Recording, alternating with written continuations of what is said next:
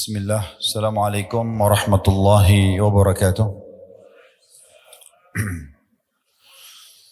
Alhamdulillah, sebagai seorang muslim, pasti kita sangat faham dan yakin dengan dua susunan kata yang mulia ini. Alhamdulillah, yang berarti segala puji dan puja kehadirat Allah, satu-satunya Raja, Pencipta, Penguasa, semua yang ada di alam semesta ini, terjangkau atau tidak terjangkau oleh mata kita. Zat yang maha kuat, maha kuasa, maha adil, maha bijaksana. Tidak ada sekutu bersamanya dalam setiap keputusan dan kegiatannya. Zat yang maha agung, dan dia yang menciptakan juga mengurus seluruh makhluknya serta yang membinasakannya.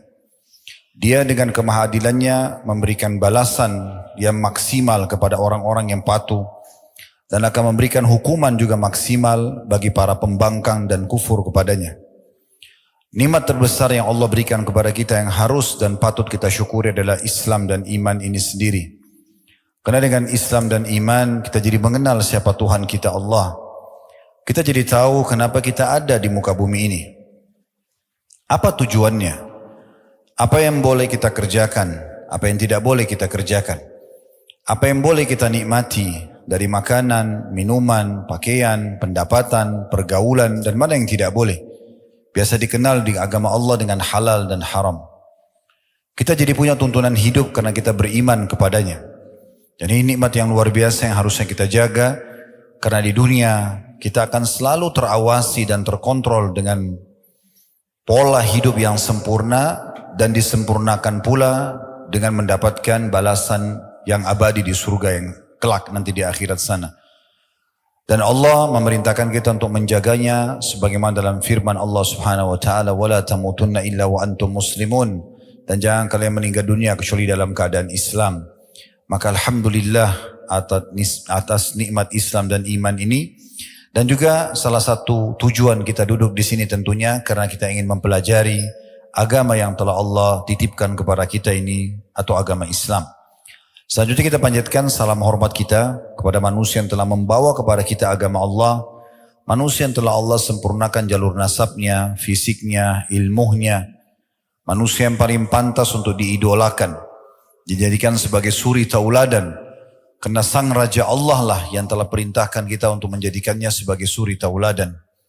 Dan buah tidak akan jauh dari pohonnya. Kalau ingin sukses menjadi seorang suami, orang tua, anak, sahabat, pedagang, politikus, atau apapun yang dikejar sebagai prestasi oleh manusia di muka bumi ini, maka tentu saja manusia ini telah mencapainya. Dan buah tidak akan jauh dari pohonnya, artinya kita akan mirip mendapatkan kesuksesan juga sebagaimana beliau mendapatkannya. Dan mengucapkan satu kali salam hormat kepadanya akan dibalas oleh Allah dengan 10 rahmat. Dan ini sebuah karunia yang luar biasa karena rahmat Allah meliputi segala sesuatunya. Pengampunan dosa, peninggian derajat, pemenuhan kebutuhan dan solusi dari permasalahan-permasalahan kita. Oleh karena itu sangat wajar setelah memuji Allah alhamdulillah kalau kita tidak henti-hentinya selalu mengucapkan salawat dan taslim kepada Nabi besar Muhammad sallallahu alaihi wa ala alihi wa sahbihi wasallam. Pertama-tama saya akan menjalankan hadis Nabi SAW, "Man lam yashkurun nas la yashkurullah." Siapa yang tidak berterima kasih pada manusia maka belum berterima kasih kepada Allah. Saya mengucapkan jazakumullahu khairan kepada semua teman-teman pengurus Masjid Abdullah dan juga pengelola komplek yang ada masjid ini tentunya. Kemudian semua teman-teman yang menjadi penyebab terlaksananya taklim kita ini. Semoga Allah ikhlaskan niat, begitu juga tentu semua jemaah yang hadir, yang Masya Allah saya dengar kapasitasnya melebihi yang tadinya dijadikan target oleh teman-teman panitia. Semoga Allah ikhlaskan niat kita semuanya, sehingga betul-betul saya dan teman-teman semua di majelis ini diberkahi oleh Allah Subhanahu wa Ta'ala, ilmunya, waktunya, mungkin ada yang mengeluarkan juga energi, harta, diganti oleh Allah Subhanahu wa taala dengan balasan yang sempurna di timbangan amal nanti pada hari kiamat, di mana setiap orang sangat membutuhkan tambahan amal dan juga menjadi penyebab tingginya derajat kita di surga. Allahumma amin. Dan juga selanjutnya saya ingin menyampaikan poin yang tidak kalah penting. Saya duduk di sini, saudaraku seiman, bukan karena saya lebih faham dan lebih tahu daripada Anda semuanya, tanpa mengurangi penghormatan kepada para asatidzah, para duat, dan teman-teman semua ada di sini. Saya karena memang diminta untuk mengisi pengajian, maka saya duduk di sini. Dan kita sama-sama belajar. Bagi seorang muslim tidak ada batas untuk belajar. Dan tidak ada namanya ini adalah level maksimal sebagai seorang alim atau orang yang sedang menuntut ilmu ataupun orang yang sudah sampai tingkat mengajar. Karena kita akan terus belajar. Kita akan terus belajar sampai nanti ajal datang. Karena memang pondasi agama kita adalah ilmu. Mari kita ikhlaskan niat kita teman-teman sekalian.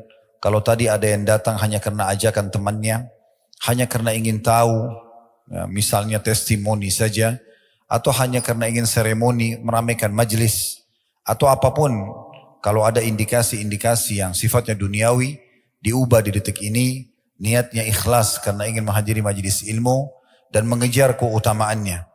Sungguh luar biasa keutamaan ilmu. Ibnu Qayyim rahimahullah menyebutkan lebih dari 100 keutamaan menuntut ilmu. Di antara riwayat-riwayat yang mulia dan kami dengarkan dari guru yang mulia Dr. Sulaiman Rahili hafidhahullah di saat beliau mengingatkan tentang majelis ilmu, sebuah riwayat siapa yang keluar ikhlas ingin menuntut ilmu karena Allah Subhanahu wa taala dicatatkan baginya pahala haji lengkap. Belum lagi hadis-hadis yang sahih yang disebutkan oleh para ulama hadis dinukil tentang masalah orang yang keluar ikhlas menuntut ilmu maka seperti mujahid di jalan Allah, dinaungi oleh para malaikat dengan sayap-sayapnya karena ridho dengan perbuatan mereka. Mereka mendapatkan rahmat dari Allah Subhanahu wa taala dan sekian banyak ya yang bisa kita kejar keutamaannya dan memang seharusnya seorang muslim beribadah seperti itu. Yang ketiga teman-teman sekalian, kalau ada yang kami sampaikan nanti benar dari Allah Subhanahu wa taala, maka terima dan amalkan. Majelis ilmu tujuannya untuk mendapatkan ilmu dan diamalkan. Kita tidak perlu dengar dan tahu dari siapa, tapi apa yang disampaikan. Kalau itu benar, kalau Allah, kalau Rasul, dan juga didukung dengan perkataan dan perbuatan para kaum salafus salih, dimulai dari para sahabat, turun-temurun kepada tabi'in, tabi'in dan seterusnya, maka kita terima. Dan kalau ada yang keliru dari penyampaian saya, mungkin karena saya manusia biasa, tolong dimaafkan, tapi semoga tidak terjadi tentunya. Ini mungkin yang ingin saya sampaikan di pembukaan kita. Dan insya Allah pada kesempatan ini kita akan membahas tafsir surah Al-A'raf, surah nomor 7 di ayat 96. Dimulai dari ayat 96. Karena kita akan membahas tentang masalah kunci keberkahan dari langit. Bisa juga seperti yang saya lihat sudah ada di spanduk judulnya keberkahan, ya, yang bisa didapatkan atau keberkahan hidup. Saya akan bacakan dulu firman Allah Subhanahu wa taala yang menjadi landasan bahasan kita, Al-A'raf surah nomor 7 ayat 96. Bermulai dari situ. Kita akan baca nanti mungkin sampai ayat 100-nya insyaallah. Allah berfirman, "Walau anna ahlal qura amanu wattaqau lafatahna 'alaihim barakatin minas sama'i wal ard." Walakin kazzabu fa'akhadnahum bima kanu yaksibun.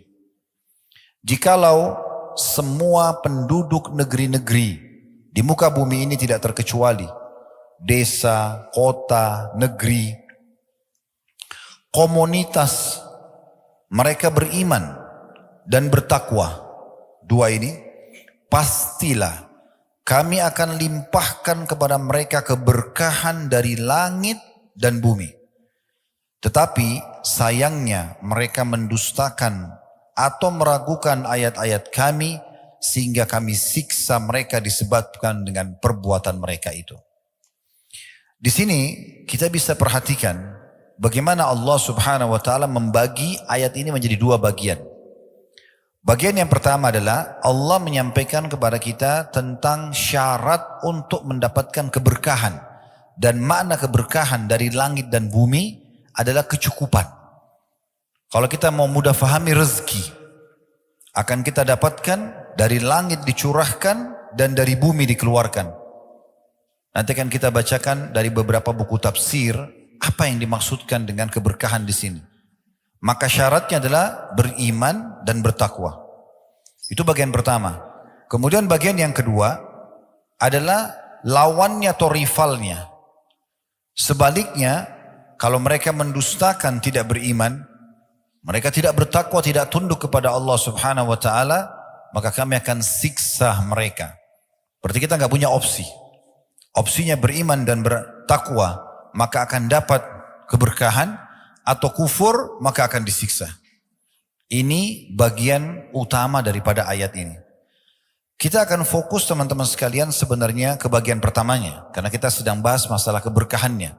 Apa yang kita dapatkan kalau kita memenuhi dua syarat tadi, kita beriman dan bertakwa kepada Allah Subhanahu wa taala. Walaupun kita tetap akan singgung potongan keduanya, yaitu tentang masalah bagaimana kalau orang kufur dan akhir daripada akibat kehidupan atau kekufuran mereka. Saya akan coba bacakan dulu beberapa tafsir yang dinukil dari buku-buku tafsir berhubungan dengan masalah Al-A'raf ayat 96.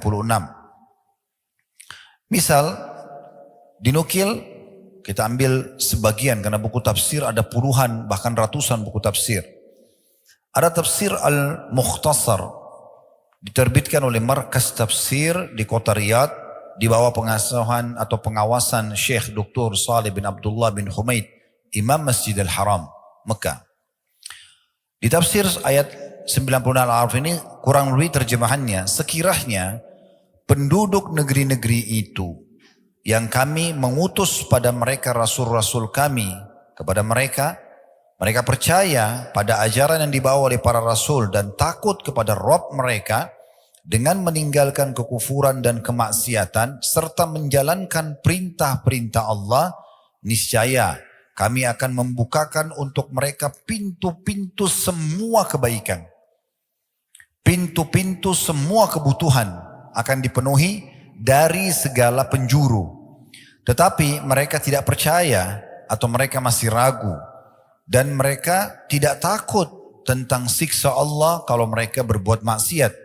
Bahkan mereka ada yang mendustakan ajaran yang dibawa oleh para rasul-rasul kepada mereka, maka kami hukum mereka dengan azab yang datang secara tiba-tiba akibat dosa-dosa yang telah mereka perbuat.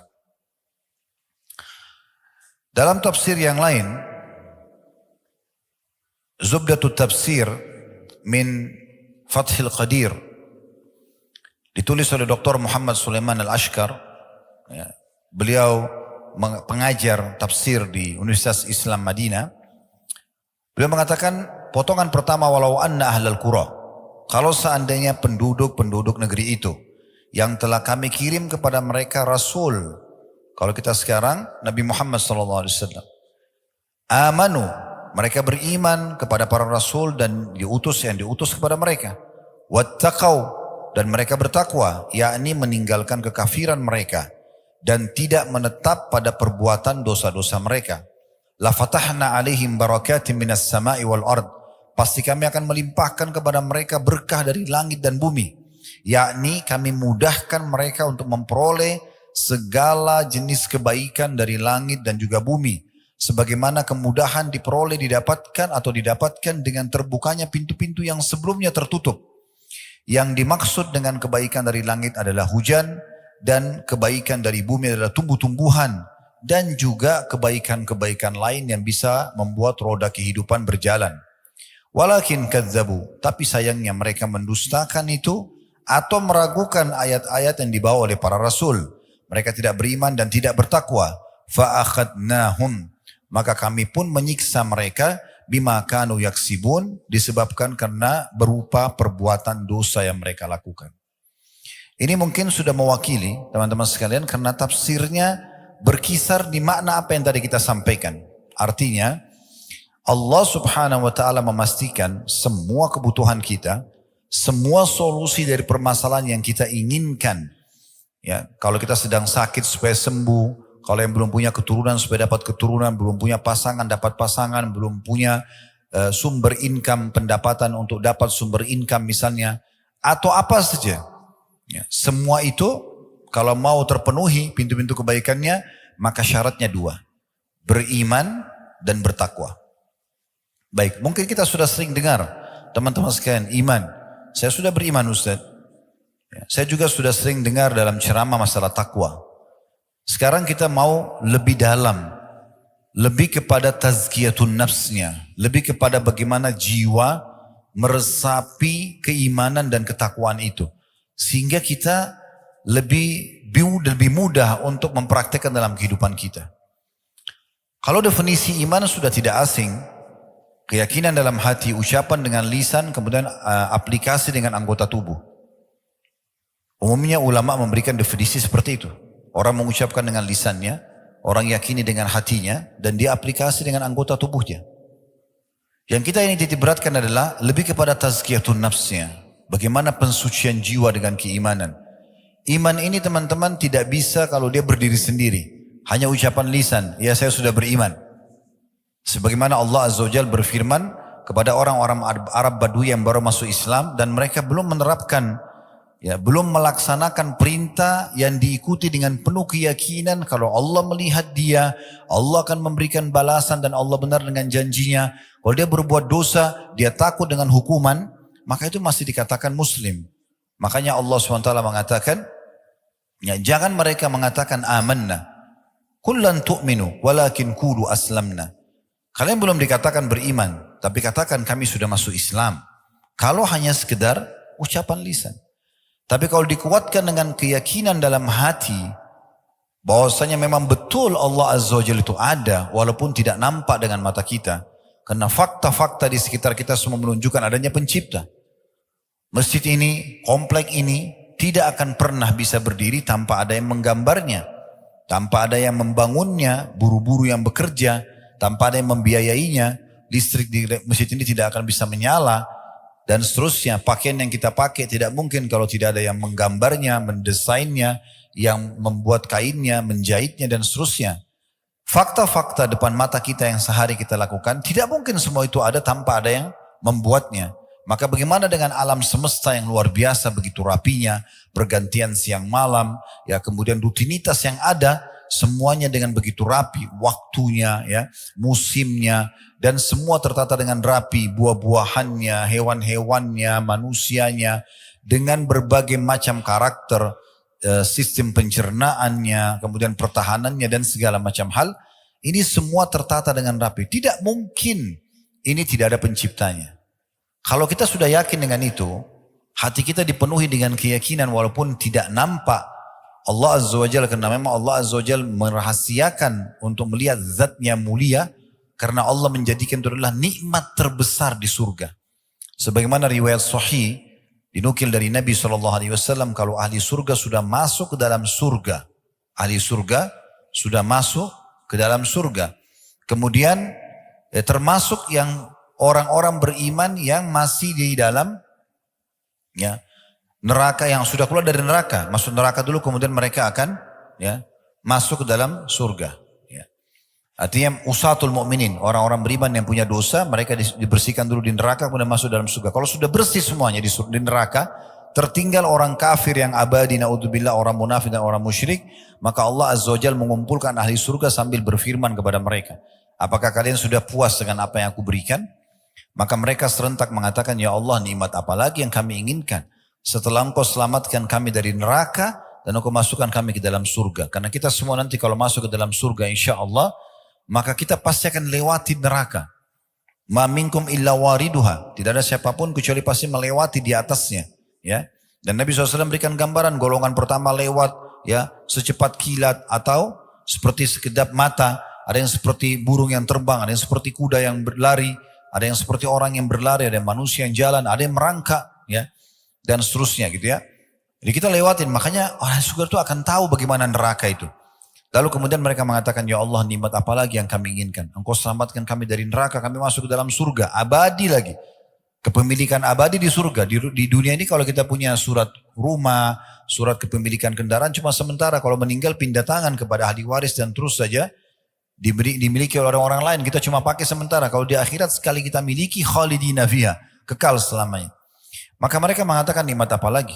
Kemudian Allah Azza wa Jal mengatakan atau dikatakan oleh Nabi SAW, Allah Azza wa Jal akan mengangkat hijabnya. Sehingga pertama kali mereka semua melihat Allah subhanahu wa ta'ala dengan kemahasempurnaannya. Maka semua ahli surga serentak mengatakan, ya Allah, tidak ada nikmat yang mengalahkan melihat wajahmu yang mulia. Dan Allah menampakkan dirinya di pagi dan di petang hari, ya, atau memperlihatkan dirinya kepada ahli surga sebagai nikmat terbesar di sana. Jadi memang orang-orang kafir tidak akan melihatnya. Nah, beruntunglah orang-orang beriman kalau mereka beriman dan akan mendapatkan panduan selama di dunia dan juga di akhirat nanti akan mendapatkan sesuatu yang abadi. Nah, itu keimanan. Dan kalau dia terus dipupuk, sebagaimana ahli sunnah wal jamaah, ulamanya sepakat mengatakan al-imanu yazidu bit ta'ah wa yanqus bil ma'siyah. Iman itu akan bertambah dengan makin kuat gencarnya dan kuatnya kita beramal saleh, dan dia berkurang dengan maksiat. Kalau kita fahami dan kita coba godok supaya iman itu makin tebal, makin kuat dalam hati kita, maka kita bisa makin banyak mendapatkan keberkahan dijanjikan. Dan ditambah lagi iman itu dipartnerkan dengan takwa. Takwa ini artinya patuh. Allah bilang apa, yakin, ya, tadi dalam iman, kemudian kerjakan. Dikerjakan semua yang wajib dan sunnah, dan ditinggalkan semua apa yang dilarang, haram atau makruh. Ini dia poinnya.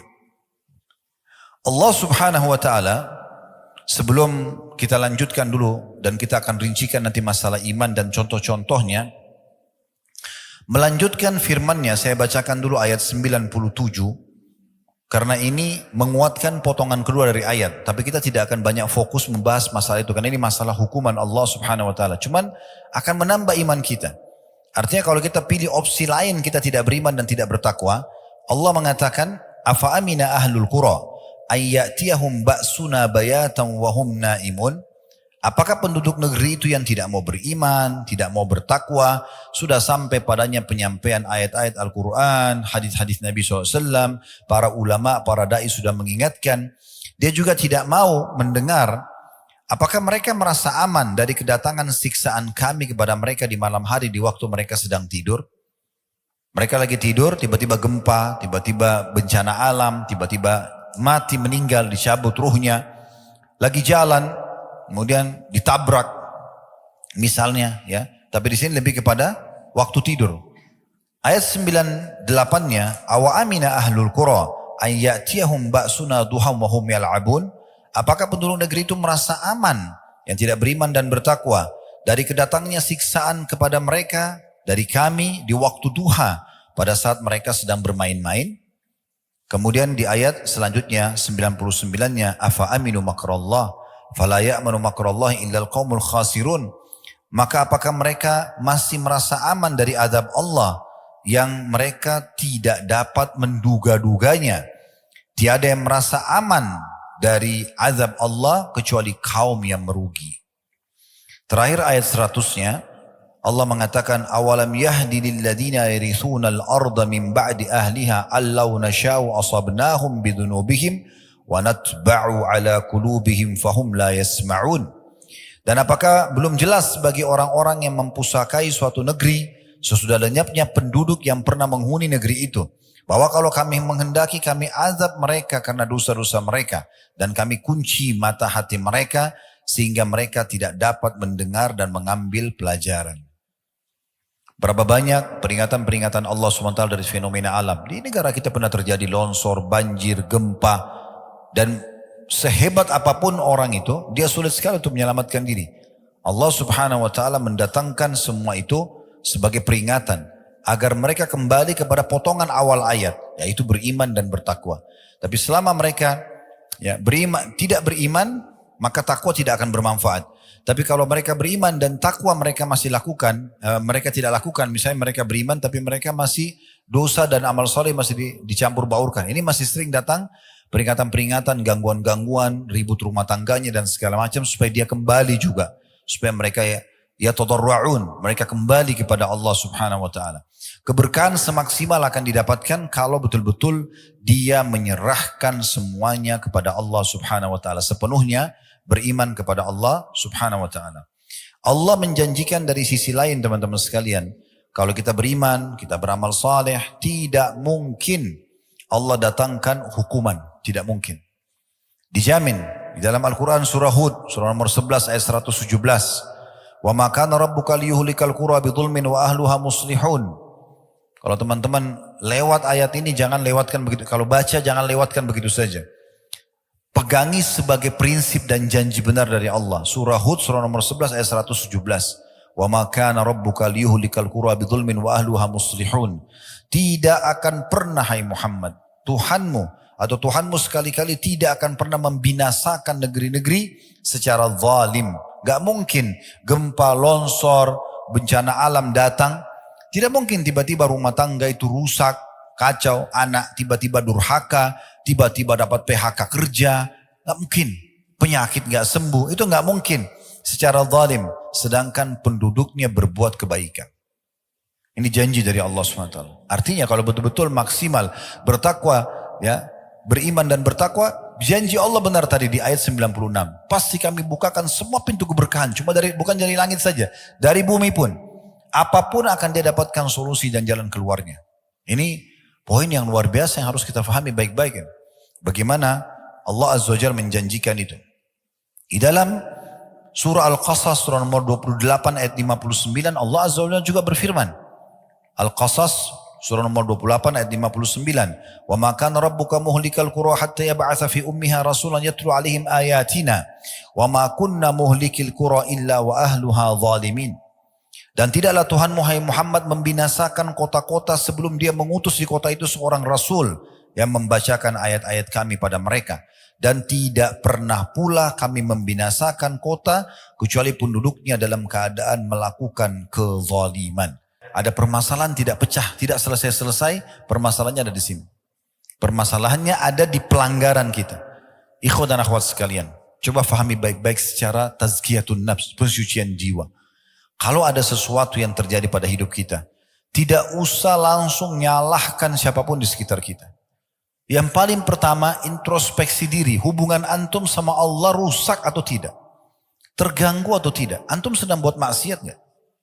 Karena semua dosa dan pelanggaran itu akan mendatangkan ujian-ujian itu. Tapi kalau tidak, harusnya tidak. Lalu bagaimana Ustaz kami memahami hadis Nabi SAW bahwasanya ujian itu yang paling berat kepada para nabi-nabi? Ini beda.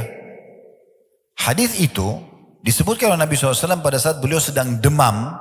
Ada seorang sahabat datang lalu memegang baju beliau, selimut beliau, tembus demamnya.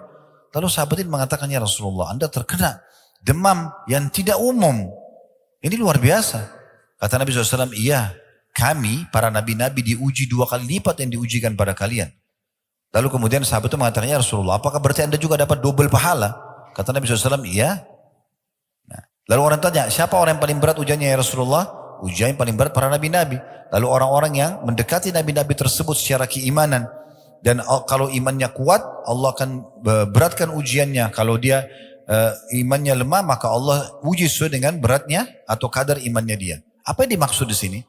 Jangan sampai antum digoda syaitan lalu mengatakan, kalau gitu saya nggak usah jadi orang beriman Ustaz, karena kalau jadi orang beriman berat ujiannya. Bukan. Ingat kasusnya, Nabi SAW lagi demam.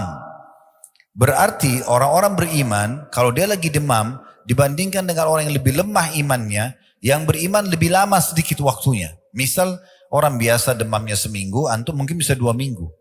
Tujuannya untuk lebih menambah pahala, untuk menambah derajat. Bukan didatangkan ujian khusus yang tidak semua orang kena, bukan itu yang dimaksud. Tapi kalau ada ujian yang tidak normal datang, itu berarti dari merusak. Ingat perkataan salafus saleh, saya bisa tahu saya punya maksiat kepada Allah Subhanahu wa taala itu pada saat terjadi perubahan sikap dari pasangan hidup. Cemberutnya pasangan, marah-marah tanpa sebab, mungkin istri kalau di sini ikhwah minta cerai tanpa sebab, atau ya.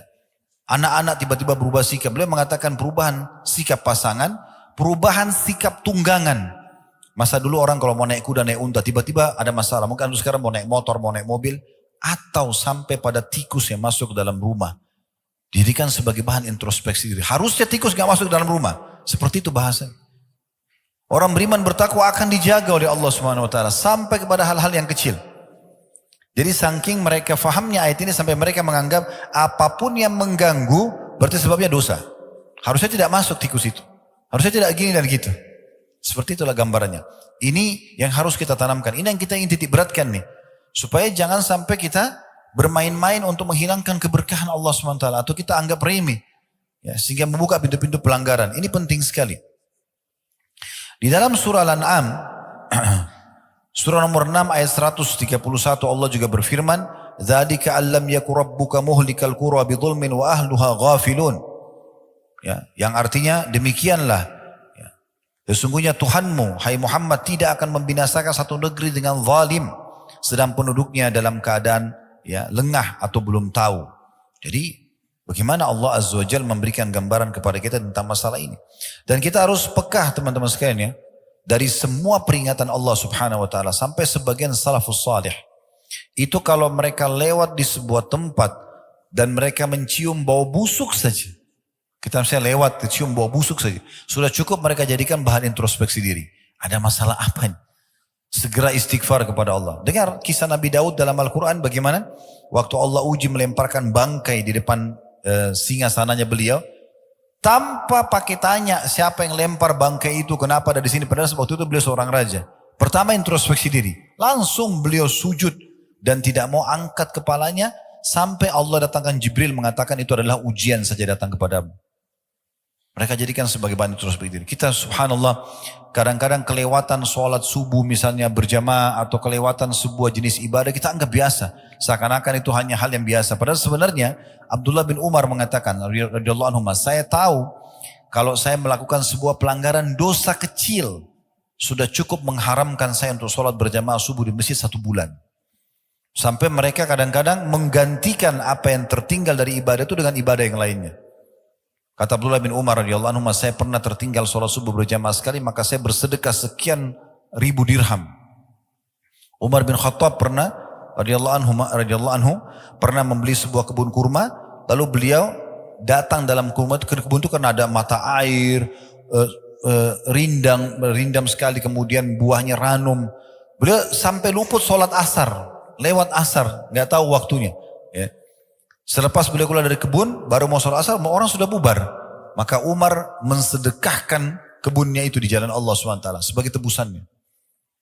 Kita subhanallah kadang-kadang hanya tidak sholat. Setelah sholat hanya kena minumannya atau makanannya, atau hanya ngobrol sama sahabatnya, atau urusan bisnisnya. Dia dianggap itu adalah biasa. Betul ujian dari Allah SWT. Coba buka ini ya. Ada orang datang kepada Hasan Basri bilang begini. Anda mengatakan dan mengajarkan kepada umat, kalau orang buat maksiat akan diuji. Akan datang hukuman Allah Subhanahu wa ta'ala. Tapi saya selama ini tidak rasakan ada hukuman. Saya oke-oke saja gitu. Maka Hasan Basri mengatakan, kalau kau anggap hukuman Allah belum datang, kamu keliru. Bahkan kemungkinan besar hukuman Allah yang paling berat sudah datang padamu. Heran orang itu. Dia bilang, saya belum merasakan. Karena orang ini berpikir hukuman itu hanya selalu rasa sakit di badan saja. Maka Hasan Basri menanyakan, apakah selama kau buat maksiat ini, lalai dari Allah, kau bisa sholat malam? Dia bilang tidak. Apa kau bisa baca Quran? Dia bilang tidak. Apakah selama ini kau jadi rutin bakti sama orang tuamu? Tidak. Apakah kau bisa baca Quran? Tidak. Zikir? Tidak. Semua tidak. Kata Hasan Basri, itulah ujian yang paling berat. Karena Allah Subhanahu wa ta'ala kalau tidak mencintai seorang hamba, dia akan buat dirinya hamba itu lalai. Dan dalam hadis yang sahih yang lain kata Nabi SAW, sesungguhnya Allah kalau cinta seorang hamba, Allah akan menggunakan dia. Kata para sahabatnya, Rasulullah, bagaimana Allah menggunakannya? Allah akan sibukkan dia dengan amal saleh yang dengannya Allah akan tutup hidupnya. Dan ini poin-poin betul-betul harus kita fahami. Dan peka teman-teman sekalian ya. Makanya Allah Azza wa Jalla berfirman dalam surah At-Taubah, surah nomor 9 ayat 126. Yang bunyinya, awala yarawna annahum yuftanuna fi kulli amin marratan aw marrataini thumma la yatubuna wala hum yadhakkarun. Dan tidakkah mereka memperhatikan bahwa mereka diuji sekali atau 2 kali setiap tahun, dan mereka tidak juga bertaubat dan tidak mengambil pelajaran. Jadi harusnya kita peka itu, ada ujian-ujian datang ya. Sebagian salaf kalau datang kakinya kesentuh batu saja, innalillahi wa inna raji'un, mau keluar rumah tiba-tiba hujan, dia nggak bisa, janjinya bisa batal, innalillahi wa raji'un. Mereka luar biasa pekahnya, menganggap semua yang tidak disukai berarti ini ada urusannya dengan masalah pelanggaran-pelanggaran yang dilakukan. Nah seperti itu. Antum kalau sudah bisa sampai pada level ini level keimanan, dan iman ini sudah dirasakan nikmat sekali kalau sudah sampai pada tingkat itu. Dan ini teman-teman sekarang harus dipupuk. Harus dibiasakan. Tadi kita sudah bilang kaidahnya, iman itu bertambah dengan ketaatan, berkurang dengan kemaksiatan. Nah seperti itulah. Dan juga teman-teman sekalian, kita coba angkat bagaimana Abdullah bin Mas'ud radhiyallahu anhu dinukil oleh At-Tabari dalam tafsir beliau di jilid 17 halaman 478, bahwasanya pernah Abdullah bin Mas'ud datang ke atau tinggal lewat di Kufah. Kota Kufah ini salah satu kota di Irak. Dan pada saat itu ya terdengar suara guntur yang sangat keras. Maka beliau langsung menengadahkan wajahnya ke langit sambil mengatakan dengan suara keras agar orang dengar, wahai sekalian manusia, sesungguhnya Allah Tuhan kalian ya di atas sana menginginkan kalian segera bertobat kepadanya, maka segeralah kembali kepada Allah. Dalam riwayat lain Abdullah bin Zubair radhiyallahu anhu ya. Abdullah bin Mas'ud tadi itu ya terjadi gempa, maka beliau mengingatkan orang bahwasanya Tuhan kalian menginginkan kalian tobat ya sesegera mungkin sebelum datang siksaan yang lebih berat. Kalau itu tadi dimungkin oleh Tabari. Kalau perkataan tadi yang saya sampaikan itu adalah perkataan Abdullah bin Zubair radhiyallahu anhu dalam kitab Zadul Masir fi Ilmu Tafsir di jilid 2 halaman 486 waktu mendengarkan guntur, beliau mengatakan innahu wa'idun syadidun di ahlil ard. Sesungguhnya ini peringatan yang sangat keras dan jelas juga tegas bagi semua penduduk bumi agar mereka segera kembali kepada Allah Subhanahu wa taala.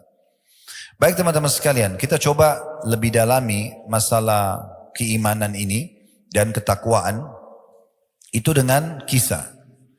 Saya coba mencari kisah-kisah yang unik, mungkin masih jarang orang dengar ya. Tapi mudah-mudahan saya yakin mungkin tidak asing bagi antum, tapi mungkin masih tidak terlalu sering diangkat.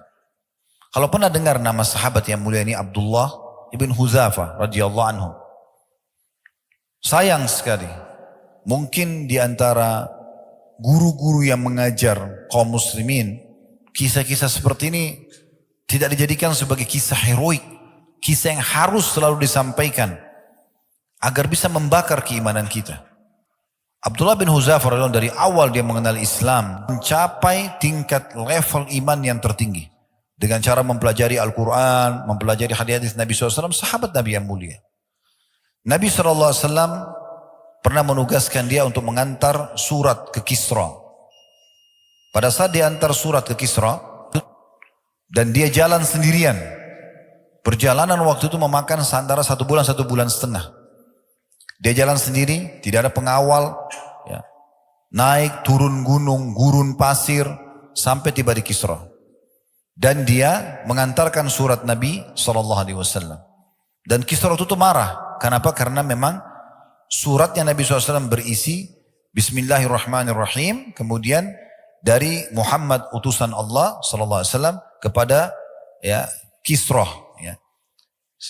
Semoga keselamatan tercurahkan bagi orang-orang yang mengikuti petunjuk. Tapi rupanya pada saat itu Kisra marah. Karena dia anggap Nabi Muhammad SAW berada di bawah kekuasaannya. Dia anggap Jazirah Arab itu wilayah jajahannya dia. Dan dia tidak terima itu. Maka dia langsung sobek surat itu. Tapi Abdullah bin Hudzafah tetap aja tegar.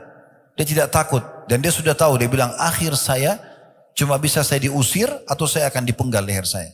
Tapi yang penting saya sudah menyampaikan risalah Nabi Muhammad SAW, maka tidak ada masalah. Baik. Itu satu kejadian. Tapi ini bukan yang saya ingin titip beratkan. Saya ingin titip beratkan kisah yang kedua. Ini di tahun 19 Hijriah.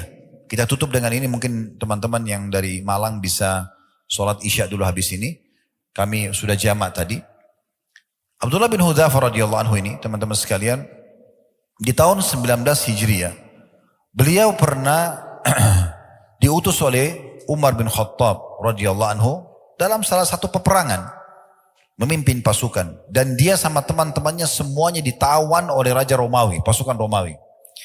Dan mereka mencari tahu ya siapa saja yang ada dalam pasukan muslimin itu. Dan mereka menemukan ternyata yang masih ada hubungannya dengan Nabi Muhammad SAW. Sahabat langsungnya adalah Abdullah radhiyallahu anhu. Maka mereka mengikatnya dan membawanya kepada Heraklius ya. Atau pada saat itu istilah bagi Kaisar Romawi. Dibawalah ke sana. Kemudian Abdullah pada saat didatangkan diikat. Diperhatikan mukanya oleh Kisra atau Kaisar pada saat itu, bajunya yang usang, wajahnya yang pucat karena ditawan penuh debu, tawanan, tidak dikasih makan, memang ditahan beberapa hari, ya. Tapi dia lihat orang ini seperti santai saja. Maka Kaisar tidak ingin membunuhnya seperti umumnya tawanan-tawanan. Maka ditawarkan, dia mengatakan, siapa namamu? Abdullah. Baik, saya ingin menawarkan kepadamu, bagaimana kalau kau pindah ke Nasrani, masuk ke agamaku, kata Kaisar ini, dan saya akan berikan kau kedudukan di sini. Kasih jabatan, kerajaan, punya kedudukan, punya pendapatan, apa saja yang kau mau saya kasih. Maka kata Abdullah, waktu itu karena si Kaisar tidak bisa bahasa Arab, dia ada penterjemah. Maka kata Abdullah, sungguh ya, aku dalam beberapa asar tentang beliau ya, sungguh aku ya terbunuh berulang kali, lebih aku sukai daripada penawaranmu itu. Bagaimana kalau kerajaanku ini, kerajaan Romawi saya bagi dua. Setengah buat kamu, setengah buat saya. Begitu kau mengaku Nasrani, sekarang saya akan kasih kamu langsung kedudukan itu. Maka dia mengatakan, saya tolak. Walaupun engkau memberikan semua kerajaan Arab dan Ajam kepadaku untuk meninggalkan agama ini, aku tidak akan tinggalkan. Kata Kaisar apa? Kalau gitu saya akan bunuh kamu. Dia bilang, lakukan apa yang kau inginkan. Disuruh ikat, ditaruh di tiang salib. Lalu kata Kaisar kepada para pemanahnya, jangan lukai dia.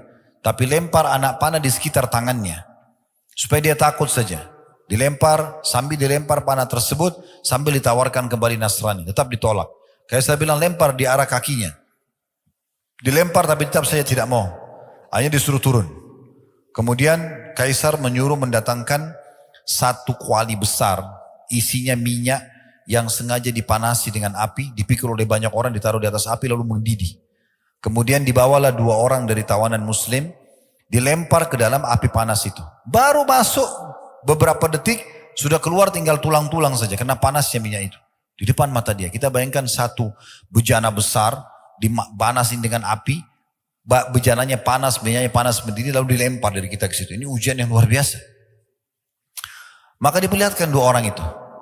Lalu Kaisar bilang, kalau kau tidak mau pindah Nasrani saya akan bunuh kau seperti 2 temanmu itu. Kata Abdullah, silahkan lakukan. Digiringlah Abdullah menuju ke minyak itu. Pas dekat api Abdullah nangis. Kata prajuritnya, dia nangis. Kita lapor dulu kepada Kaisar. Dilapor. Wahai Kaisar, dia sudah nangis. Kata Kaisar, kembalikan ke saya. Mungkin sudah lunak hatinya. Begitu didatangkan, kata Kaisar, kenapa kau menangis? Dia bilang, saya menyesal karena saya cuma punya 1 nyawa. Saya berharap punya nyawa sejumlah helai rambut saya. Semuanya dilempar ke minyak itu supaya semuanya mati di jalan Allah. Kaisar jadi putus asa. Nggak tahu dia harus buat apa dengan orang ini. Mau dibunuh pun tidak ada masalah. Nangisnya hanya karena punya 1 nyawa. Gitu kan? Itu luar biasa. Maka akhirnya Kaisar bingung. Bagaimana caranya?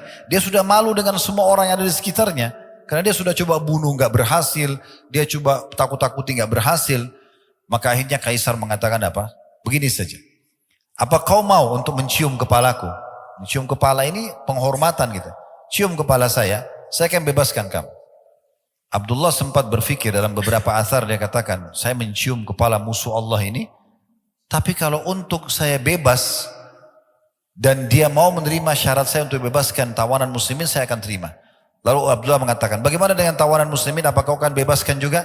Kata Kaisar, iya, kalau kau cium kepala saya, kamu dan semua saya akan kasih. Maka akhirnya dia cium kepalanya Kaisar, lalu dibebaskan dia dengan tawanan muslimin, bahkan dikasih banyak sekali. Dalam beberapa riwayat dikasih sekian ratus kain baju kehormatan, dikasih sekian peti emas, banyak dia bawa pulang. Jadi seakan-akan dia ini membawa ganimah, harta rampasan perang dari perbuatan dan sikapnya tadi. Sampai sebagian ulama menanggapi mengatakan bukan mustahil, Kaisar itu sebenarnya mungkin masuk Islam dan seperti keadaannya ya Najasyi yang menyembunyikan keislamannya. Karena tidak masuk akal dia menyelamatkan Abdullah dan dia berikan segala pemberian ini.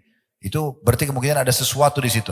Tapi kasusnya adalah Abdullah ini pulang ke Madinah menceritakan kepada Umar bin Khattab, lalu Umar mengatakan apa? Sangat pantas untuk semua muslim mencium kepalanya Abdullah dan saya akan memulainya karena dia telah menjaga kemuliaan agama ini. Ini contoh keimanan. Seseorang di antara kita di masa sekarang hanya takut meninggalkan pekerjaannya, masih ada pekerjaan yang lain. Subhanallah tidak mau tinggalkan. Lalu mau bicara masalah keimanan. Seseorang tidak mau meninggalkan komunitasnya, ya, tidak mau memperbaiki rumah tangganya, tidak mau ini dan itu hanya karena masalah ya dunianya, dan dia dahulukan daripada keimanan. Bagaimana dia mau berharap bisa mendapatkan keberkahan yang sempurna? Nah, ini salah satu contoh saja. Kita langsung saja melanjutkan ke kisah yang berbeda.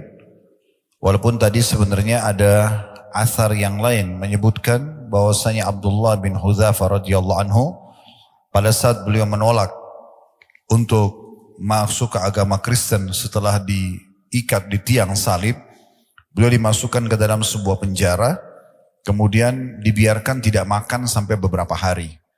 Dan yang dihidangkan di penjaranya itu adalah babi dan juga minuman keras atau khamr. Dan ternyata beliau tetap juga tidak makan. Dan waktu dikeluarkan ditanya oleh Kaisar Romawi, kenapa kau tidak memakannya? Dia mengatakan sebenarnya agama saya sudah membolehkan saya makan karena mungkin saya akan mati kalau tidak makan. Tetapi saya tidak ingin memberikan celah untukmu menilai negatif terhadap agamaku. Barulah kemudian proses tadi, beliau dipancing untuk dimasukkan ke dalam minyak dan sampai akhir kisah yang sudah kita sampaikan. Kita sekarang pindah ke kasus yang berbeda tentang masalah sikap dan keputusan yang diambil oleh Abu Dahdah radhiyallahu anhu.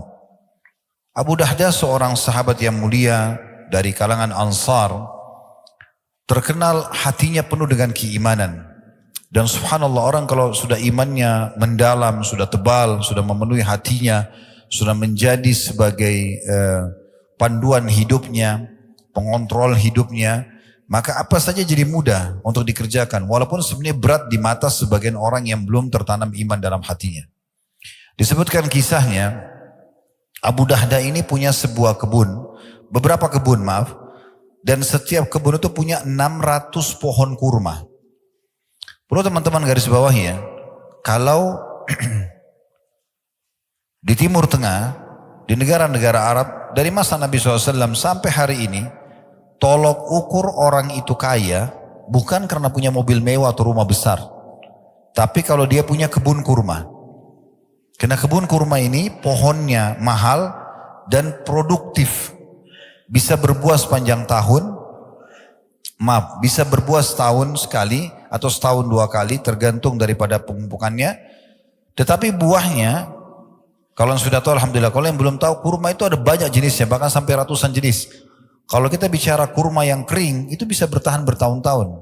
Sehingga dia sangat menguntungkan, seperti itulah. Demikian sebuah kisah tentang Abu Dahdah radhiyallahu anhu dengan istrinya Ummu Dahdah radhiyallahu anha, bahwasanya seseorang telah datang kepada Nabi SAW dan mengatakan, ya Rasulullah, sesungguhnya ada si fulan ini tetangga dia memiliki pohon yang tumbuh masuk ke pekarangan saya dan saya mau garap tanah saya ini. Kalau pohon itu ditebang, minta dia tebang nggak mau, minta dia berikan kepada saya juga nggak mau. Jadi tolong bantu saya, minta pohon itu buat saya ya Rasulullah. Maka Nabi SAW panggil orang yang punya pohon kurma yang satu yang masuk ke tanah orang ini. Kata Nabi SAW, berikanlah satu pohon kurmamu itu untuk dia sesuai dengan perintah saya, dan balasannya kau akan dapat gantinya pohon kurma di surga. Tapi subhanallah, orang ini tidak mau. Dalam kisah ini orang ini tidak mau. Di situ kebetulan ada Abu Dahdah radhiyallahu anhu. Beliau mengatakan, ya Rasulullah, apakah betul yang Anda katakan tadi? Maksudnya kalau diganti satu pohon kurma yang diganti dengan pohon kurma di surga? Kata Nabi SAW, iya. Langsung Abu Dahdah tidak banyak bicara, datang kepada pemilik pohon kurma itu, lalu negosiasinya begini. Mau enggak satu pohon kurmamu saya ganti dengan satu kebun saya, 600 pohon kurma. Ambil semua. Yang penting kasih satu pohon itu buat Nabi. Orang itu kena tamak dengan dunia. Dia punya satu diganti 600 pohon. Dia bilang saya mau. Lalu Abu Dahdah mengatakan, ya Rasulullah, ini satu pohon kurma ya, yang Anda inginkan, berikan kepada siapa yang Anda inginkan. Maka Nabi SAW gembira sekali dengan keputusan tersebut ya, sambil mengatakan berapa banyak pohon-pohon kurma dan tandan-tandannya penuh dengan kurma yang random buat Abu Dahdah di surga nanti. Dalam riwayat yang lain dikatakan mirip dengan ini, pernah waktu turun firman Allah Subhanahu wa taala, "Man dzalladzi yuqridullaha qardan hasanan fayudha'ifu lahu adha'afan katsira." Siapakah yang mau meminjamkan kepada Allah dengan pinjaman yang baik, maka Allah akan melipat gandakan balasannya. Maka Abu Dahdah datang kepada Nabi SAW sambil mengatakan, "Ya Rasulullah, apakah Allah akan meminjam dari kami, dari kita?" Kata Nabi SAW, "Iya." Maka dia mengatakan, "Ya Rasulullah, saya meminjamkan kepada Allah kebun saya yang berisikan 600 pohon kurma untuk Allah. Silahkan, ini semua saya serahkan, Anda bisa atur mau kasih siapa saja ya Rasulullah."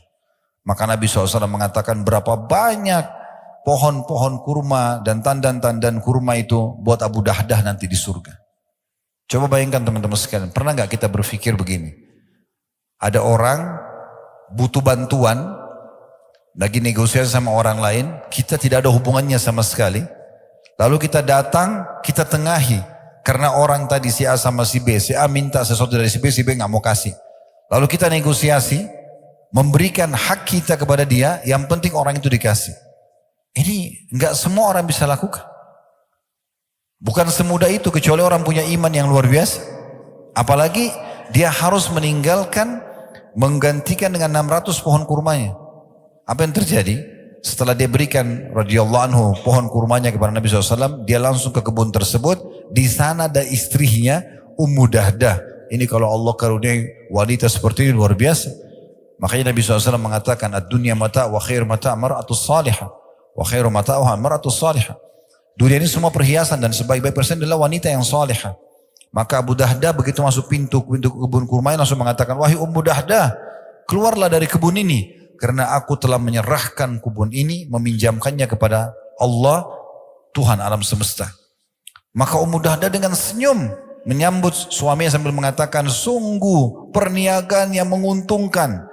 Lalu Ummu Dahdah keluar sambil membawa anaknya. Dalam riwayat lain, anaknya dan Ummu Dahdah kebetulan mengambil beberapa butir kurma di situ sebelum datang Abu Dahdah dan sempat mengantonginya, dan anaknya juga lagi mengunyah kurma. Pada saat itu Ummu Dahdah mengeluarkan semua yang mereka sudah kantongi untuk dibawa pulang kurma yang sebelum Abu Dahdah datang, dan juga mengeluarkan kurma yang dari mulut anaknya, kemudian meninggalkan kebun tersebut, menyerahkannya karena Allah Subhanahu wa taala. Siapa yang bisa mengerjakan teman-teman ini kecuali kalau orang punya iman? Seorang sahabat yang lain, jarang orang kenang namanya, Zaid bin Sahal radhiyallahu anhu. Julukannya Abu Talha. Juga sama, orang kaya sahabat. Memiliki sebuah kebun pas berada di depannya Masjid Nabawi di masa itu. Dikenal dengan kebun Bayruha. Pemilik kebun yang luar biasa. Nabi SAW sering datang ke sana, minum dari airnya, makan buahnya, bernaung di bawah pohonnya, karena kebunnya ranum, bagus sekali. Buah-buahnya ranum sekali. Maka pada saat turun firman Allah SWT surah Al-Imran surah nomor 3 ayat 92, "Lan tanaru birra hatta tunfiqu mimma tuhibbun. Wa ma tunfiqu min syai'in fa innallaha bihi alim." Kalian tidak akan pernah mencapai maksimal balasan pahala sampai kalian menginfakkan apa yang paling kalian cintai. Dan ketahuilah, apapun yang kalian infakkan di jalan Allah pasti Allah ketahui. Maka Zaid radhiyallahu anhu bin Sahal atau Abu Talha datang kepada Nabi SAW mengatakan, "Ya Rasulullah, sesungguhnya waktu ayat ini turun, saya ingin membuktikan di hadapan Allah bagaimana saya mengimani ayat ini. Dan Anda tahu, kebun yang paling saya cintai, kebun kurma saya namanya Bayruha. Maka saya berikan untuk Allah Subhanahu wa ta'ala. Silakan, Anda mau berikan siapapun silakan." Kata Nabi SAW, "Sungguh perniagaan yang menguntungkan." Sampai Nabi SAW senyum. Lalu beliau mengatakan, "Saya melihat engkau bagi kepada sanak kerabatmu." Maka dia pun membagi kepada sanak kerabatnya. Dan subhanallah, mungkin karena ikhlasnya ya, sekarang kebun itu masuk dalam perluasan Masjid Nabawi. Jadi bagian daripada masjid. Nah itu juga siapa kira-kira teman-teman sekalian yang bisa mau berinfak seperti ini kecuali orang yang betul-betul terdorong dengan keimanan. Belum lagi kalau kita bicara di medan jihad, medan perang. Saya beberapa hari yang lalu berbicara dengan beberapa teman dari Gaza. Lalu mereka tuh seperti berkaca-kaca menceritakan tentang bagaimana kondisi di sana dan memang betul-betul luar biasa. Dibom, terbakar badannya, meledak kepalanya di depan keluarganya, rumahnya hancur. Sambil dia menggambarkan itu, lalu saya berpikir, dan dia cerita, bagaimana caranya saya menghibur saudara saya muslimin.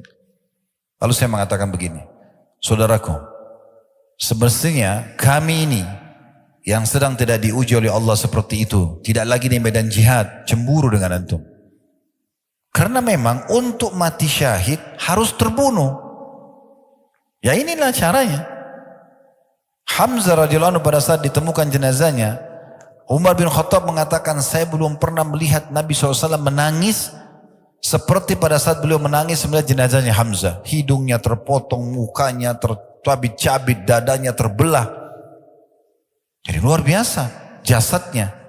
Bagaimana Abdullah bin Haram radhiyallahu anhu di perang Uhud, kepalanya bocor, dihantam oleh musuh.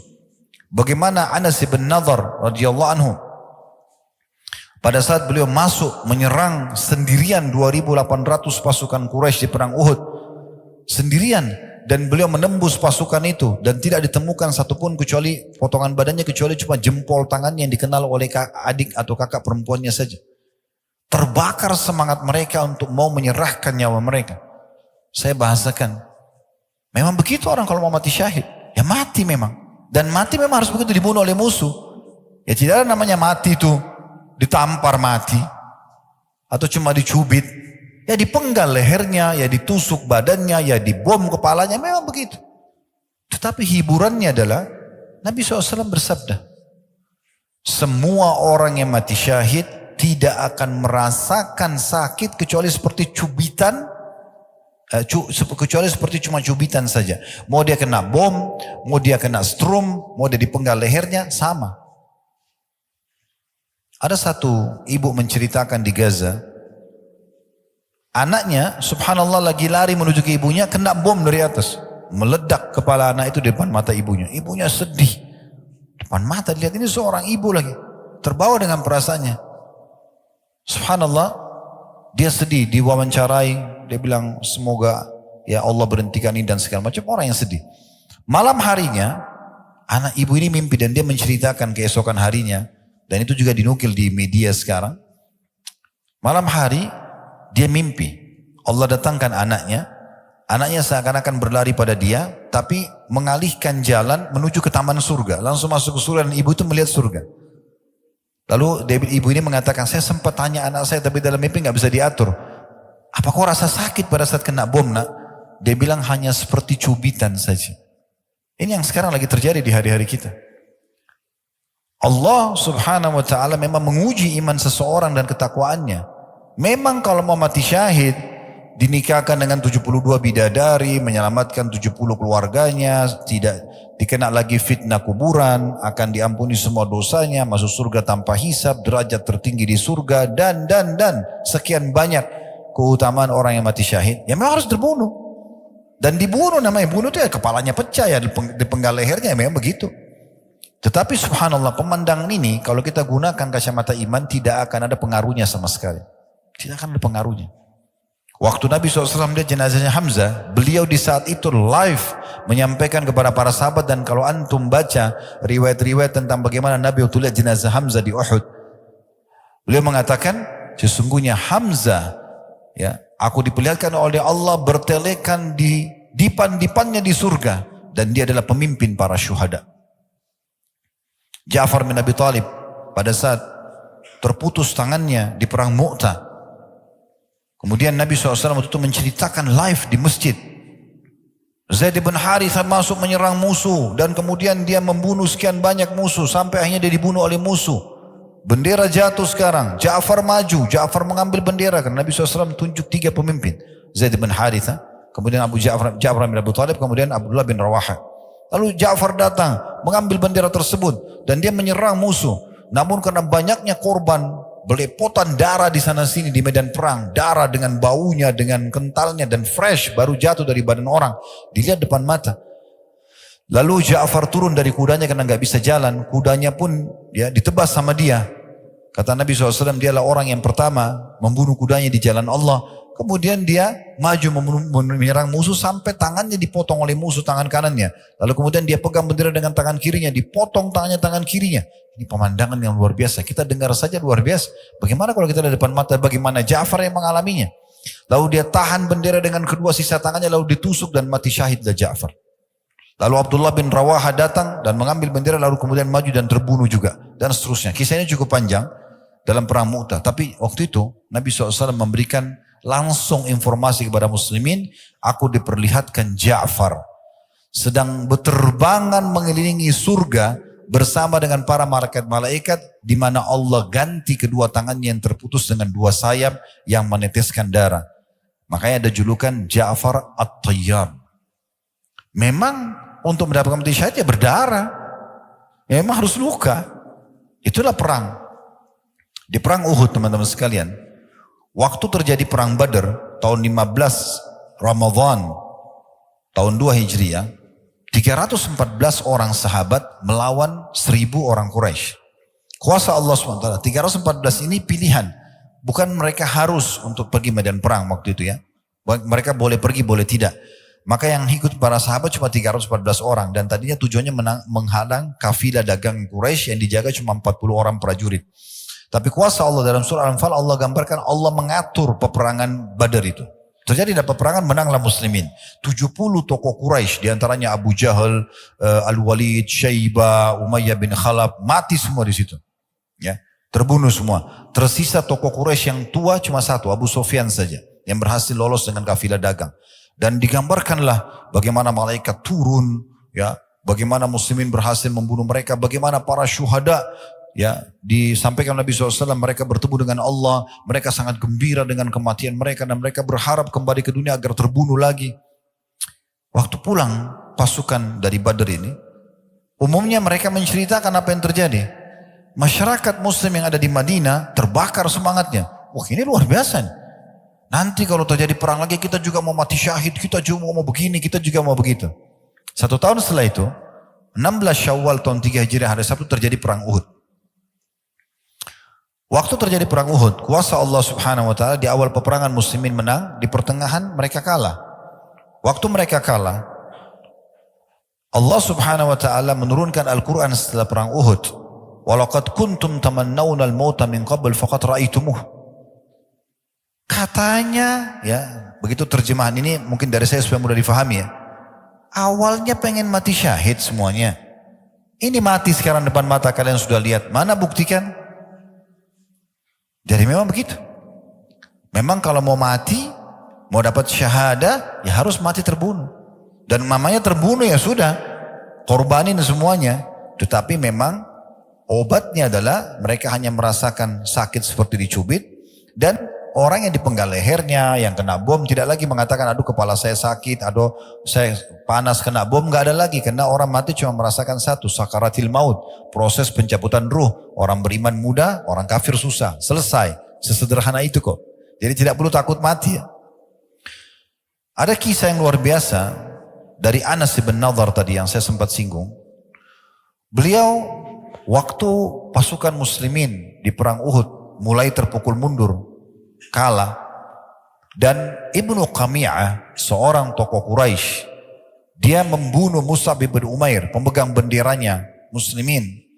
Dan kebetulan karena Mus'ab ini orangnya mirip sekali sama Nabi, putih, tinggi badannya, postur tubuhnya, rambutnya mirip sekali, dan pemegang bendera muslimin. Maka Ibnu Qami'ah bunuh Mus'ab bin Umair, mati syahidlah beliau radhiyallahu anhu. Kemudian dia menyebarkan kalau saya telah membunuh Muhammad. Berita tentang matinya Nabi Muhammad SAW ini seperti virus di tengah-tengah pasukan muslimin. Sampai Umar bin Khattab saja, laki-laki yang sangat perkasa, pemberani, dengan Sa'ad bin Mu'ad radhiyallahu anhu yang pada saat meninggal setelah perang Khandaq, Nabi SAW mengatakan goncang arsy-Nya Allah dengan meninggalnya Sa'ad. Ini luar biasa orang ini. Dua orang ini pun karena termakan isu tadi Nabi SAW terbunuh, mereka meletakkan pedang mereka ke bawah, ke tanah, lalu kemudian mereka pun menunggu apa yang terjadi. Di awal-awal Islam Nabi SAW sudah terbunuh. Maka lewat Anas bin Nadhr di hadapan Umar dan di hadapan Sa'ad bin Mu'ad. Pasukan muslimin sudah terpukul mundur, banyak korban, dan Umar sendiri sudah duduk di tanah sama Sa'ad. Di depan Umar itu, sedikit agak jauh ada 2.800 pasukan Quraisy yang kembali ke medan perang dan meninggikan kembali bendera mereka. Maka Anas lewat, dan Anas ini kebetulan tidak hadir di perang Badar. Dan dia mengatakan, pertemuan pertama Rasulullah SAW dengan Quraisy, pertumpahan darah, peperangan, saya tidak hadir. Kalau terjadi lagi yang kedua kali, saya akan perlihatkan kepada Allah yang terbaik dari saya. Maka betul 1 tahun kemudian terjadi perang Uhud. Dan Anas menunjukkan betul-betul luar biasa keimanannya. Dia mengatakan apa? Ya, dia lewat, kemudian Umar datang. Umar mengatakan, hai Anas, kamu kemana? Kata Anas, saya mencium bau surga di Uhud. Di depan mata musuh, tinggal serang-serangan, saya tertusuk masuk surga, hitungan detik. Maka kata Umar, tapi Rasulullah SAW sudah mati terbunuh. Maka Anas mengucapkan kata-kata yang membangkitkan kembali semangatnya Umar dan Sa'ad. Dia mengatakan, kalau Rasulullah SAW sudah terbunuh, maka bangunlah dan terbunuhlah bersamanya. Kata Umar, kata-kata ini betul-betul mengingatkan kepada kita atau kepada kami bahwasanya betul ya, kenapa kita harus tinggal diam? Kenapa putus asa? Ayo baju berperang. Setelah terjadi perang Uhud, kata Umar menceritakan kisah ini kepada Nabi SAW, ya Rasulullah, saya dengan Sa'ad berusaha mengejar Anas, kami tidak mampu. Karena cepatnya dia melejit ke musuh dan dia melawan sendiri. Dan tadi dalam riwayat dikatakan, waktu selesai perang Uhud tidak ditemukan potongan tubuhnya kecuali jarinya saja. Dicabik-cabik oleh 2.800 musuh. Itu luar biasa. Bagaimana kekuatan mereka dalam masalah ini. Mungkin kalau kita ingin korek teman-teman sekalian, kisah seperti ini banyak sekali ya. Namun ada satu kisah yang saya ingin tambahkan. Tentu ada kisah yang pernah kami sampaikan, pertandingan duelnya Ali bin Abi Thalib dengan Amr bin Wud dalam perang Khandaq. Kemudian juga banyak kisah-kisah Zubair ya dengan tokoh-tokoh kesatrianya Yahudi di Khaybar ya. Banyak sekali kisah-kisah yang luar biasa, heroik sekali gitu ya. Kalau kita ingin bahas ini mungkin banyak sekali memakan waktu. Tetapi teman-teman sekalian, saya coba datangkan sekarang kisah selain sahabat. Mungkin ada yang mengatakan sahabat ya hidup bersama Nabi dan seterusnya. Oke, ada generasi setelahnya, tabi'in. Ada seseorang tadinya kafir, orang Persia. Namanya Rafi' ibn Mahran, julukannya Abul Aliyah. Orang ini teman-teman sekalian tumbuh dalam keadaan penyembah api di Persia.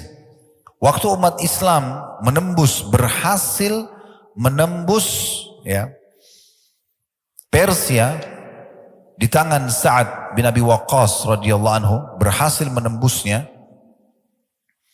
Maka mulailah banyak orang-orang Persia menjadi tawanan perang. Di antaranya Rafi'. Lalu kemudian dia lihat muamalahnya kaum muslimin. Bagaimana umat Islam sangat santun, sangat baik. Di medan perang mereka seperti singa memang. Tapi kalau orang sudah tertawan, mereka menjalankan sabda Nabi SAW. Berbuat baiklah kepada termasuk tawanan-tawanan. Sampai sebagian tawanan kaum muslimin mengatakan, kami menyaksikan sendiri bagaimana mulut-mulut kami dimasukkan roti-roti yang manis. Dan kaum muslimin memasukkan ke mulut mereka kurma-kurma yang sudah kering. Saking kita disuruh buat baik pada tawanan. Akhirnya dia masuk Islam. Tapi waktu dia masuk Islam, dia bukan main-main. Dia tahu pondasi dasar Islam ini adalah keimanan. Maka dia mulai menghafal Al-Quran. Dia mulai menghafal hadis-hadis Nabi SAW. Dari orang kafir, ya, masuk iman dalam hatinya, sampai menjadi ulamanya tabi'in.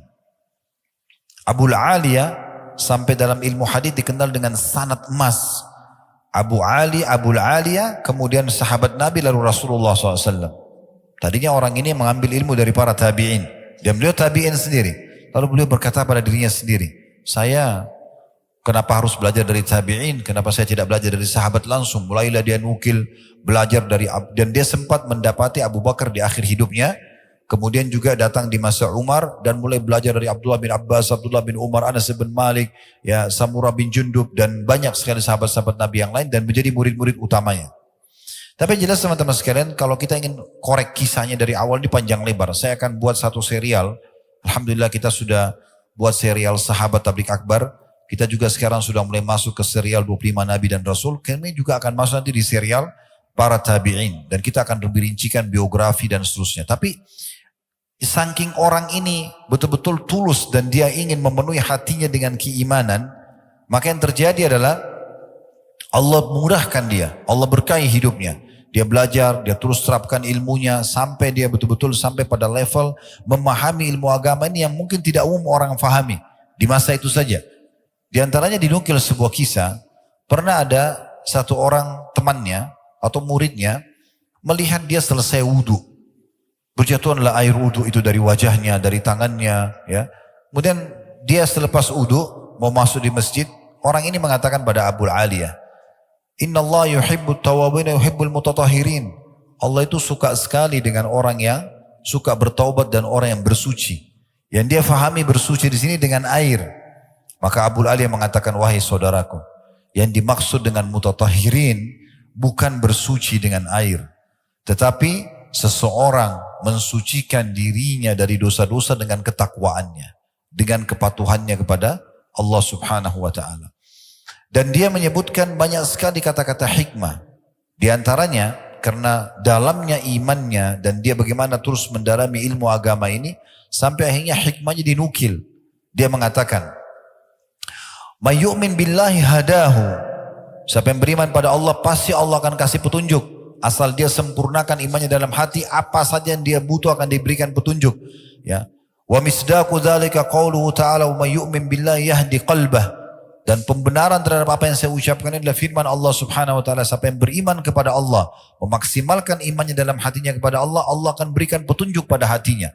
Apa saja yang sedang dihadapi ada solusinya. Itu disebutkan dalam surah Taghabun, surah nomor 64 ayat 11. Lalu dia bilang lagi, "Wa man tawakkala 'ala Allahi kafahu." Dan siapa yang menyerahkan hasil usahanya kepada Allah, Allah akan jadi pencukup baginya. Wa misdaqu dzalika qauluhu ta'ala, dan yang membenarkan apa yang saya ucapkan adalah firman Allah Subhanahu wa taala, "Wa may yatawakkal 'ala Allahi fahuwa hasbuh." Surah Talaq surah nomor 65 ayat 3. Siapa yang bertawakal kepada Allah, ikhtiar dulu kemudian dia serahkan usahanya kepada Allah, maka pasti Allah akan jadi pencukup baginya. Wa man aqradahu jazah, dan siapa yang meminjamkan di jalan Allah, bersedekah di jalan Allah, maka Allah pasti akan balas dia. Wa misdaqu dzalika qauluhu ta'ala, dan itu pembenarannya adalah firman Allah Subhanahu wa taala, "Man dzalladzi yuqridullaha qardan hasanan fayudha'ifahu lahu adha'afan katsira." Surah Al-Baqarah surah nomor 2 ayat 245. Dan siapa yang meminjamkan untuk Allah dengan pinjaman yang baik, maka Allah akan lipat gandakan dengan kelipatan-kelipatan yang banyak. Satu waktu dia masuk dalam majlisnya Abdullah bin Abbas radhiyallahu anhuma. Waktu itu Abdullah bin Abbas menjadi gubernur, atau kalau kita sekarang wali kota mungkin di kota Basra. Kemudian di situ ada tokoh-tokoh Quraisy yang duduk. Ini tokoh kita Abu Aliyah ini mantan budak. Orang Persia ditawan oleh muslimin jadi budak, lalu diperjualbelikan di pasar sampai akhirnya dibebaskan oleh seorang majikannya wanita. Ada kisahnya panjang sesungguhnya. Ya, bagaimana dia dibebaskan, wanita itu ikut di sholat muslimin, saya bebaskan Abu Aliyah karena Allah SWT agar dia mengajar umat Islam agama gitu ya. Yang jelas karena dia ilmunya sangat luas, imannya sangat dalam, isi hidupnya semua nasihat yang baik, manfaat kepada umat Islam. Dia masuk di medan perang, dia berperang sampai dicintai oleh para sahabat, di antaranya Abdullah bin Abbas. Satu waktu datang dalam majelisnya Abdullah bin Abbas radhiyallahu anhuma. Kemudian dia dimuliakan, diajak duduk ya di majelisnya atau di singgasananya Abdullah bin Abbas. Lalu orang-orang Quraisy yang ada di situ saling saling mencibir, bukan mencibir sebenarnya, saling orang yang bermain mata, gams ya, orang bermain mata gitu. Abdullah bin Abbas tangkap itu, sekarang kok bisa sih mantan budak Abdullah bin Abbas malah muliakan kita ini orang-orang Quraisy, tidak seperti itu. Tapi ini bukan sahabat-sahabat Nabi ya, ini orang-orang yang galangan tabi'in yang hidup pada masa itu. Maka Abdullah bin Abbas tangkap itu. Lalu beliau memberikan pelajaran kepada mereka semua, bagaimana Allah Azza wa Jal memuliakan orang justru karena keimanannya dan ilmunya. Maka Abdullah bin Abbas mengatakan, "Innal ilma yazidu ahlil ilmi syarafa." Ketahuilah, ilmu itu benar-benar menambah kemuliaan bagi seseorang. Dari belajar agama sampai betul-betul bisa mendatangkan keimanan yang sempurna, itu akan menambah kemuliaan. Wa yarfa'u qadra ahlihi bainan nas, dan akan memuliakan kedudukan orang yang mempunyai ilmu dan iman itu di tengah-tengah manusia. Wa yujlisul mamalik alal asirra, dan akan mendudukkan para mantan-mantan budak atau budak pun di singa-singasananya para raja-raja. Jadi kita bisa lihat teman-teman sekalian bagaimana orang kalau bertakwa kepada Allah SWT. Kita sudah datangkan contoh dari masalah ibadah, dari masalah jihad, dari masalah ilmu. Bagaimana betul-betul orang kalau punya iman itu Allah bukakan pintu-pintu keberkahan. Dimuliakan di tengah-tengah masyarakat. Kemudian teman-teman sekalian, kita juga mungkin perlu fahami baik-baik tentang masalah apa yang kita bahas ini. Pastikan teman-teman sekalian, kalau kita bertakwa kepada Allah Subhanahu wa taala, kita menjaga hubungan kita sama Allah, menjaga keimanan kita, tidak akan pernah sama keadaan kita dengan orang-orang yang berbuat maksiat. Kenapa saya datangkan poin ini? Karena pernah ada yang mengatakan begitu. Ustaz, kita kan orang muslim, beriman kepada Allah, tapi kenapa banyak orang di antara kita yang miskin, yang susah, ya, belum dibukakan pintu rezeki.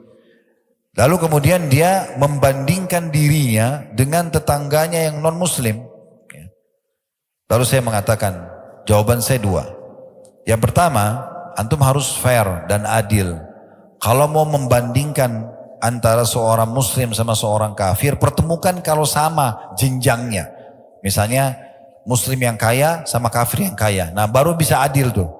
Jangan pertemukan antara muslim yang kaya, kafir yang kaya sama muslim yang miskin. Itu nanti antum membandingkan seperti itu. Dan pertemukan juga muslim yang miskin sama kafir yang miskin. Nah itu baru adil. Ya, karena kita tidak bisa membandingkan karena memang ekonominya berbeda. Sebagaimana juga kita tidak bisa bandingkan jenjang pendidikan orang yang berbeda. Ini tidak adil namanya. Gitu kan? Kalau kita pertemukan yang kaya sama kaya, kita akan temukan yang muslim jauh lebih banyak keberkahan hidupnya. Dan yang miskin juga sama miskin, kita akan temukan si muslim jauh lebih bahagia. Saya pernah kedatangan seorang jemaah kami, kebetulan dia ikut sama travel kami waktu itu umrah, sudah meninggal rahimahullah, beliau dari Lombok, seorang pengusaha waktu itu. Datang ke restoran kami di Jakarta, dia bawa temannya orang Chinese, non muslim, Katolik, partner bisnis dia. Kemudian ngobrol-ngobrol di restoran. Begitulah seperti biasa kalau seorang jemaah ketemu sama ustadz, tanya masalah hukum macam-macam, keluarga, masalah bisnis, masalah segala macam, dan saya jawab. Sementara yang Katolik ini menyaksikan kami berbicara dan diskusi gitu. Setelah selesai teman ini bertanya, rahimahullah beliau sudah meninggal. Tiba-tiba yang Katolik ini mengingatkan saya, dia bilang begini, Ustaz, saya boleh bertanya juga enggak? Saya bilang boleh silakan, tapi saya akan jawab sesuai dengan agama Islam. Dia bilang enggak apa-apa Ustaz, karena apa yang teman saya tanya ini, saya juga alami. Jadi masalah-masalah apa tadi? Masalah penipuan atau masalah hukum-hukum yang bagaimana supaya maju usahanya, harus ada kejujuran, modalnya halal dan segala macam. Bagaimana membahagiakan istri, bagaimana haknya mereka. Sebenarnya saya juga butuh itu.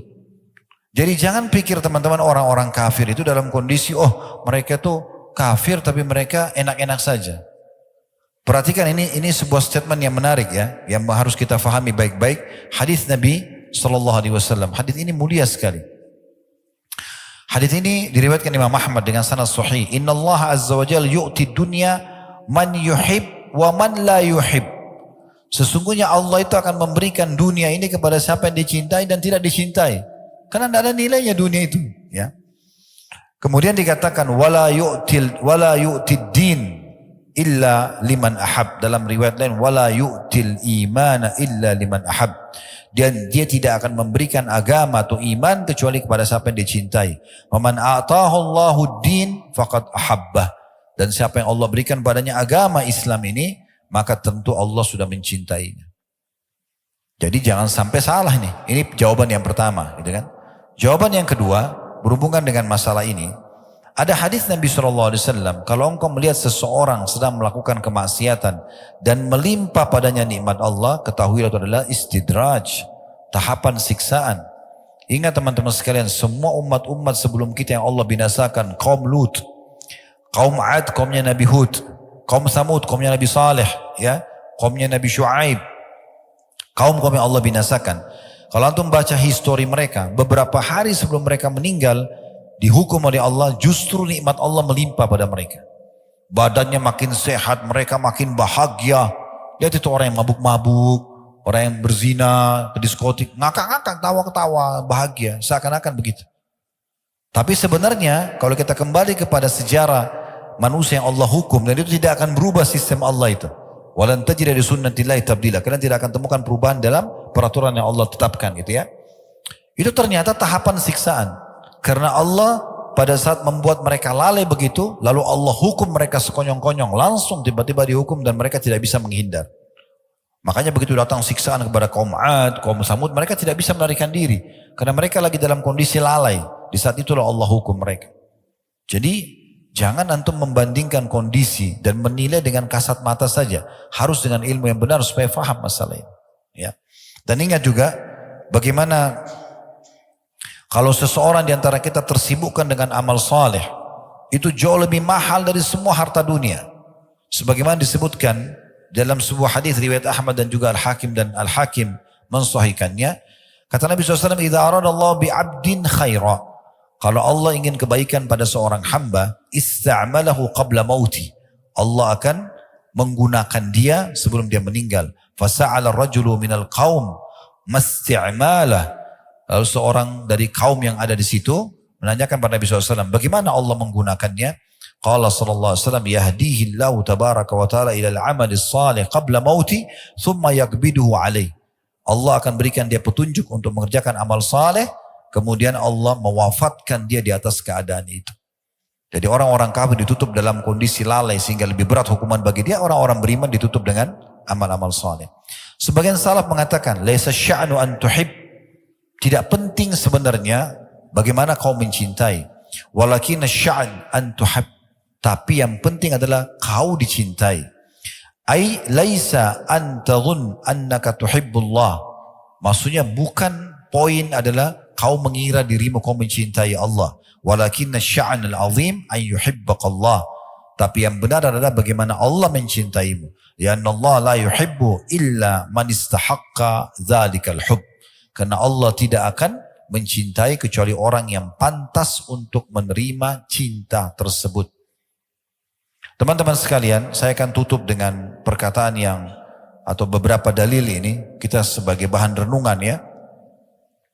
Bahwasanya orang kalau terus saja mengejar ibadah kepada Allah Subhanahu wa taala, mendekatkan diri kepada Allah Subhanahu wa taala, ini sebuah kedudukan besar sekali. Riwayat Bukhari menyebutkan, saya langsung terjemahkan saja, bagaimana Nabi SAW mengatakan kalau Allah mencintai seorang hamba, maka Allah akan berkata kepada Jibril, sungguhnya aku mencintai fulan, maka cintailah dia.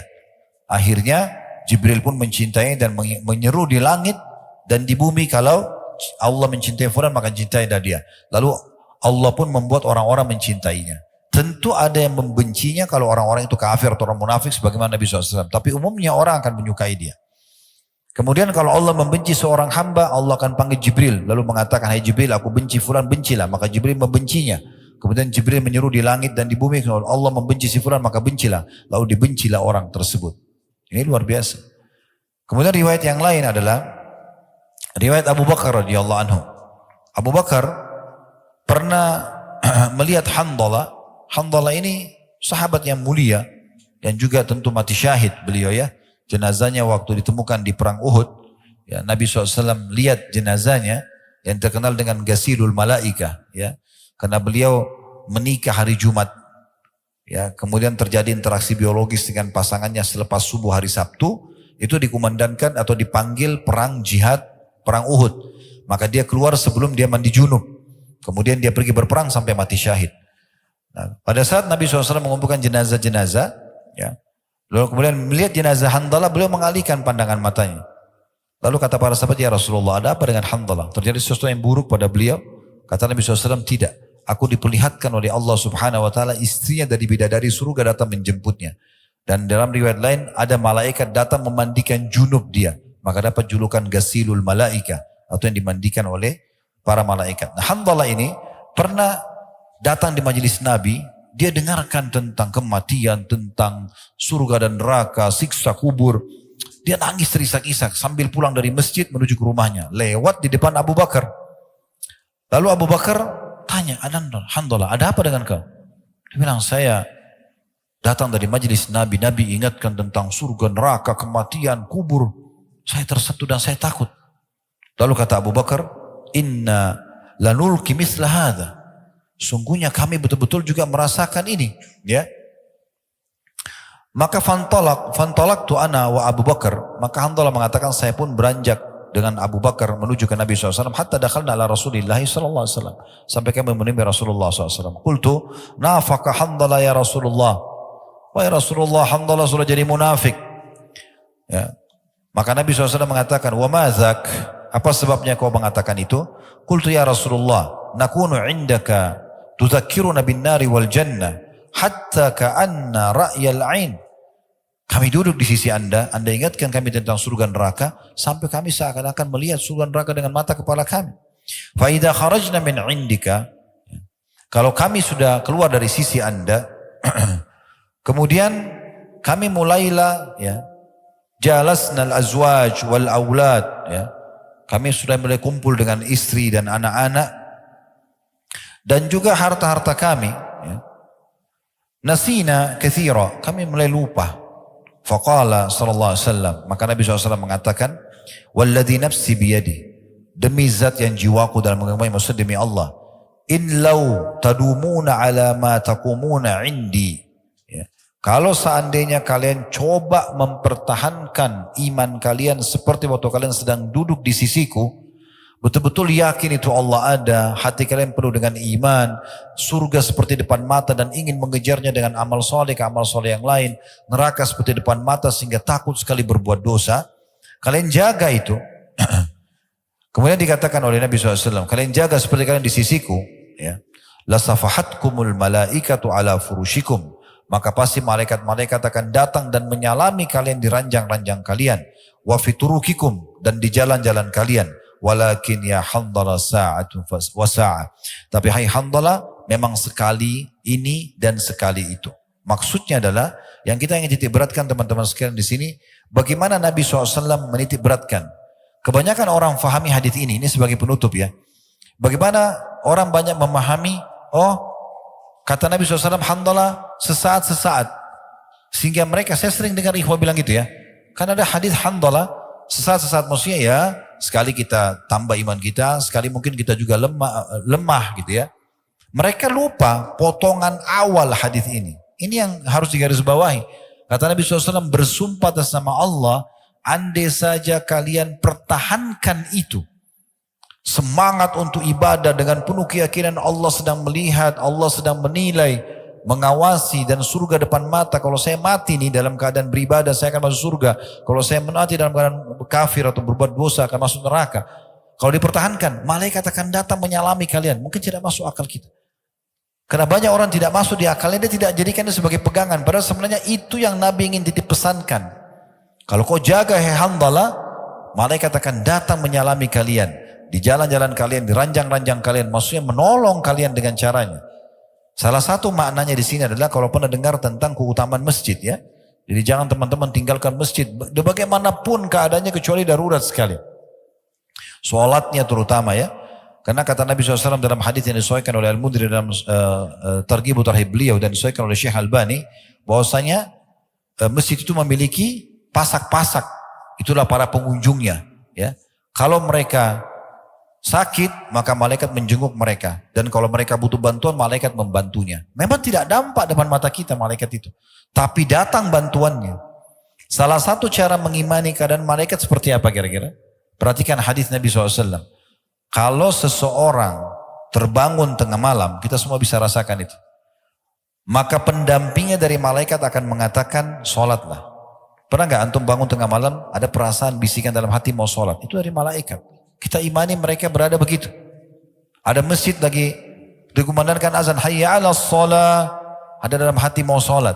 Ada orang miskin, ada hati dalam hati bisikan suruh bantu. Itu dari malaikat semua. Mereka mengingatkan kita kebaikan-kebaikan. Nanti pendampingnya, qarinnya dari syaitan akan mengatakan tidurlah malam masih panjang. Memang tidak nampak, tapi ada kenyataannya, gitu kan?